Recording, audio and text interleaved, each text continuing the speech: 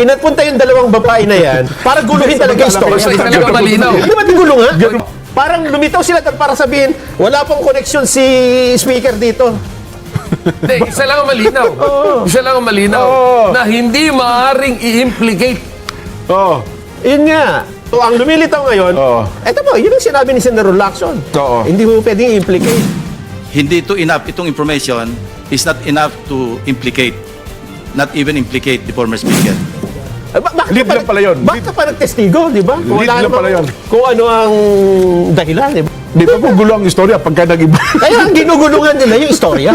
ako paniniwala ko, pinapunta yung dalawang babae na yan para guluhin talaga yung istorya. Basta isa lang. Panoorin natin? Gusto nyo?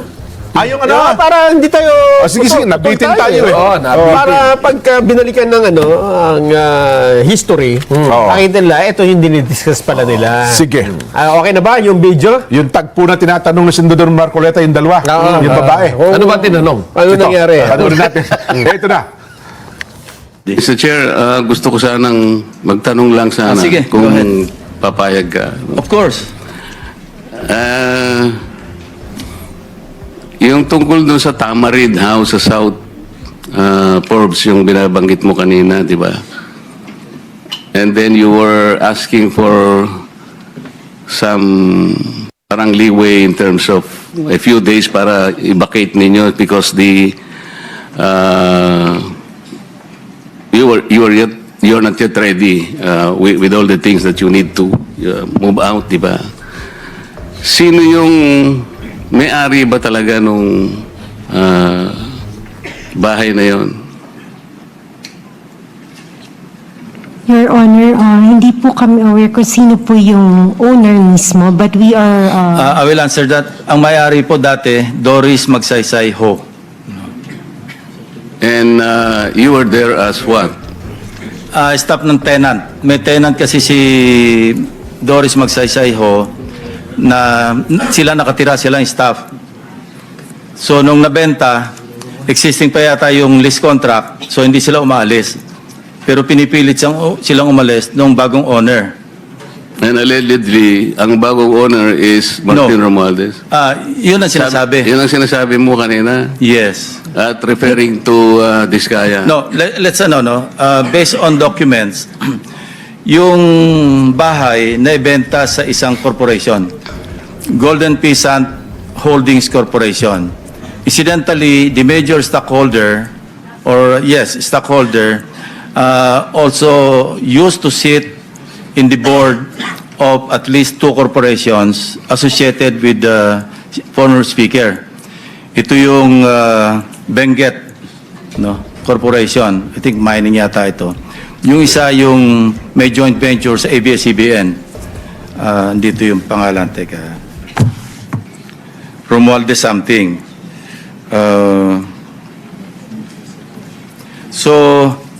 And another one, I think Mark Venture something, at saka treasurer siya doon sa, yung media company owned by Romualdez, kasi Romualdez Media something na may joint venture sa ABS-CBN. So yun ang association. So, no, we're not trying to implicate the former speaker, Hindi tayo nagta-target dito. Dumating lang sa ating attention, but we cannot disregard because sabi ko nga, there were persistent reports na ang initial information nga sa pangalan ni Diskaya na or kay Diskaya na ibenta. So it appears now na hindi totoo kasi ang naging role lang allegedly ni Carly Diskaya, yun nga, dumating siya doon February or January at sinasabihan sila, umalis na kayo dyan. So yun lang ang pinagtataka natin. So hindi naman ito enough to implicate or to implead the former speaker. But this is something that DOJ or the ombudsman or the ombudsman can follow through. We are only providing a lead for whatever it is worth. Yun lang ang purpose dito. Because if you really want to go after the so-called, sabi nyo nga, wag yung sapsap at saka mga dilis, hanapin yung malaking isda. And this is the direction that we are taking. But I repeat, hindi ito enough. Itong information is not enough to implicate, not even implicate the former speaker. This is just, we may just consider this as a lead, kasi merong connection.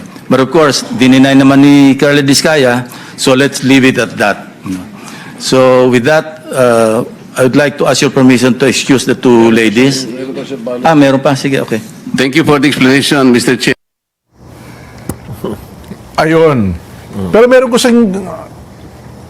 kasi gusto ipapansin si Senator Marcoleta sa tagpo na yon. Yun ang naging tanong niya sa press con kahapon. Meron ba tayong tanong doon? Yung press con, yung kahapon, yun ang... sige. Anong gusto ipapansin ni Senator Marcoleta sa tagpo na yon, Nelson? Ano ha? Na yun naman ang tinanong niya sa naging press con kahapon, kasama niya si Senadora Amy Marcos. Yan. Okay na? Pakinggan natin, Senador Marcoleta. Meron ba kayong napansin nung tinatanong ko yung dalawang testigo kung sino po yung sumasagot? Kasi po kung nagtatanong ang isang katulad namin at dinidirekta yung tanong sa kanya, dapat siya po yung sumagot, di ba? Iwanan na po natin yun kung hindi nyo napansin. Ang ibig ko lang sabihin dito, tinatanong ko po siya, bakit kaya kayo napunta doon kung ang inyong layunin lang pala ay ituro yung Diskaya na sila pala yung ginamit na nagpapaalis sa kanila dahil yung daw bagong may-ari kailangan na yung bahay at humihingi sila ng ilang panahon pa lang dahil napakahirap maglipat ng kanilang mga gamit. So yung pala si Diskaya lang pala yung itinuturo na siya yung nandun. Ayaw namang aminin ni Diskaya na hindi nga ako nakapunta dyan sa South Forbes na yan ba't ako na naman ang tinuturo ninyo? Pwede ko po bang malaman, kayo po nagtuturo kayo, nakatakip ang mukha nyo. Ako po na tinuturo nyo, wala bang karapatan na makita ko man lang ang mukha nyo. Ayaw po, hindi rin pinaalis yung mga maskara. Pero ang isa pong importante doon na dapat napansin nyo, yung sinabi nilang address, 30 Tamarind Street. Kung napapansin nyo, yun ay bahagi ng paglalahad ni Saldico na sinabi niya yung isang 1 billion. Yun po, nagulo rin, humaba no? Ang simple lang naman tanong ni Senator Marcoleta, pansinin niyo lang po, ito lang gusto niya sabihin.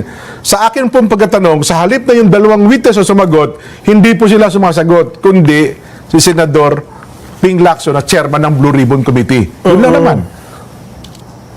Napansin niyo ba? Yun ang gusto niya lang ipapansin. Bigyan natin benefit of the doubt. Sige. Benefit Ang of the doubt dyan is, siguro nasa isipan ni Chairman Ping Lacson na mas malinaw kung siya ang magpapaliwanag. Pero, siyempre nga naman, it should come from the horse's mouth. Kasi hearsay na yung kanya Di ba? Narinig niya, sinasagot niya. Ang gusto ni Senator Marcoleta, isagutin mo ng direkta na ikaw yung may first-hand info at hindi ito galing sa sabi ng ibang tao. Kaya sa social media tuloy, ang nangyayari, bakit daw ang dating parang mas kabisado ni Senador Ping Lacson yung istorya kaysa doon sa dalawa. Tayo naman ay yun lang naman ang lumalabas ngayon sa social media. Ayaw natin anumang tintahan ang isipan ng ating mga kababayan. Opo. At tapos hindi na alam na binanggit yung address na yon ni Saldico, ano? Doon ako naman ang importansya doon Kasi based on ethics sa Senado talaga, hindi yung chairman ang sasagot. Dapat pinabayaan niya Pinabayaan niya, tapos siyempre malabo yun. Malabo yung sagot. Tapos bago mo ipapaliwanag, i-clear mo bilang chairman ka, tama ba ako doon? Yun ang tanong. Sasabihin ngayon nung leading question mo naman. ang sasagot naman doon nung resource person, ay tama po kayo. Yun, no? Ako naman, dapat pinabayaan nga niya para malaman ko din kung nagsasabi ng totoo yung dalawa. Yes. Kasi malay mo, pumunta lang yun doon tapos gumawa ng kwento, di ba? Di ba gulo ang istorya pagka nag-iba? Kaya ang ginugulungan nila yung istorya. Ako paniniwala ko. Pinapunta yung dalawang babae na yan para guluhin talaga yung istorya. Basta isa lang ang malinaw. Di ba gulungan? Hindi, isa lang ang malinaw. Isa lang ang malinaw na hindi maaaring i-implicate Yun nga. Sa halip na makatulong sa flood control project, anomaly, investigation yung dalawa, pinutol nila yung ano eh. Oh. Parang lumitaw sila doon para sabihin, wala pong koneksyon si speaker dito. Hindi, samantalang kayo sila nandun, patutunayan nga nyo na dapat. Yung connection Tinuro ng nila kasi speaker. si Carly Descarga. Oo. Eh, dinay ni Carly. O, ang sasabihin mo ngayon, si Carly nga, dinay eh. Diba? So, ang lumilitaw ngayon, Oo. eto po, yun ang sinabi ni Senator Lacson. Oo. Hindi mo pwedeng i-implicate.